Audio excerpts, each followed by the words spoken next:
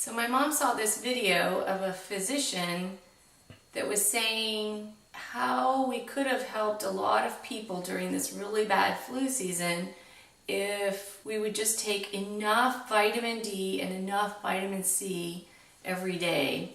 And you might just think, well, vitamin D, that's just something that helps work with the calcium for my bones, but vitamin D has many other roles than just that. And actually vitamin D as a flu preventative is nothing new. I mean, there's a lot of literature on this if you want to go look that up. But during the winter months, we are almost all deficient in vitamin D. And you might think, well, I live in the South, I can just go outside, it's sunny. But really, to get the optimal levels of vitamin D to have enough to stave off the flu, really the optimum time to get your body to produce enough vitamin D is April through September, generally between 10 a.m. and 3 p.m.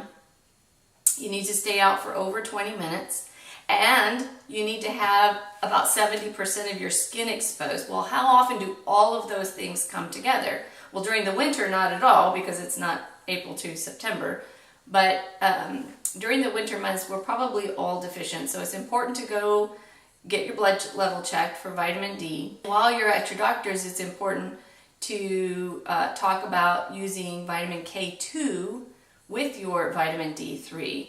And the K2 helps tell the D3 where to deposit calcium, because you want it deposited in the bones, right? We don't want calcium deposited in the arteries. That's calcification of the arteries. That's bad. So it's important to talk about taking both together. And you also want to take your vitamin D3 with a fat or an oil because it's fat soluble. So it won't absorb unless you take it with some sort of fat or oil.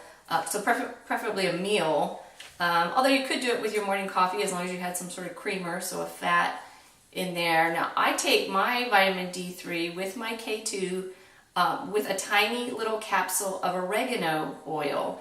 And I do that because it's a fat-soluble vitamin, so I need to take it with a fat or an oil. But also, oregano oil just happens to be a fantastic antiviral, antibacterial, anti-infective. Particularly works good against respiratory infections. So during cold and flu season, it might be worth it just to take your vitamin D3 with a little tiny capsule of oregano oil. Very cheap. But it just kind of takes care of the issue of needing to take it with an oil. I personally take 5,000 IU, so international units, every day of the D3. Again, get your levels checked to see what you might need. A lot of the vitamins in the stores are not that high.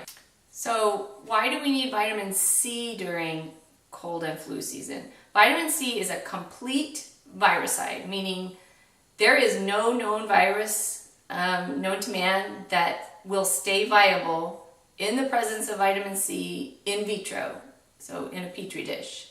And that probably correlates in vivo in people because there are decades worth of research of how vitamin C has cured chronic virus infections. So vitamin C is particularly good against viruses. The flu is a virus. Now, if you're thinking, well, I get vitamin C, I drink a glass of juice in the morning. First of all, you're not going to get enough vitamin C from a glass of juice. That's guaranteed. And unless you just really like juice, it's just not that healthy of a way to get vitamin C anyway, because if you're buying it from the store, it's pasteurized, so you have inactivated enzymes, and lots of sugar. So unless you're doing fresh squeezed juice, then that's great, but that's not going to give you enough vitamin C to stave off the flu. You're going to have to supplement.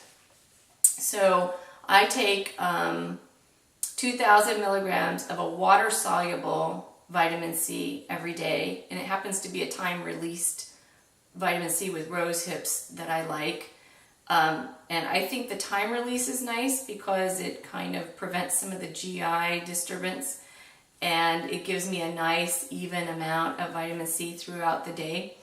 I also take a liposomal vitamin C, and I want to thank my aunt, who is a retired nurse and really a vitamin C expert because she used to deliver vitamin C IVs to patients at a doctor's office, but she's the one that turned me on to liposomal vitamin C. So every cell in your body is coated with lipids, so it has a fat layer around it. So a water-soluble vitamin like vitamin C has a tough time getting into human cells.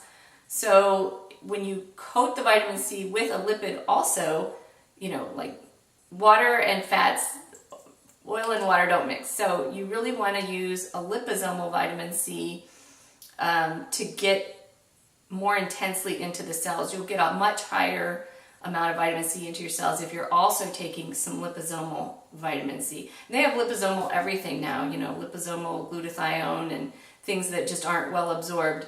Now you're going to pay more for liposomal vitamin C because of the process that it goes through, but it does give you a much higher amount. And if you already have the flu, you're not going to be able to take enough of the water-soluble vitamin C. You're going to need to supplement with the liposomal. And I mentioned that it's more expensive. We tend to not be preventative. We tend to not be proactive. We're more so reactive and treat, oh, got the flu, I'm going to go get some Tamiflu and stuff. But if we would just spend maybe a little bit more money on things that our body needs anyway, we need vitamin D, we need vitamin C. So if we just proactively spend a little more money on the preventative side, might lessen our susceptibility to even getting the flu. So I mentioned what kind of vitamin C I take. With the water soluble, it's important to not take the calcium ascorbate, which is ester C. That's an okay supplement, but not if you're trying to get the high levels of vitamin C in your body to stave off the flu. If you used that supplement, you would really get too much calcium, and we're probably over-calcified. So, in order to get the high amount of vitamin C, calcium ascorbate isn't the route you want to go. You want to look for L-ascorbate, ascorbic acid, or sodium ascorbate. That's what you want in your water-soluble vitamin C. And take several thousand milligrams a day.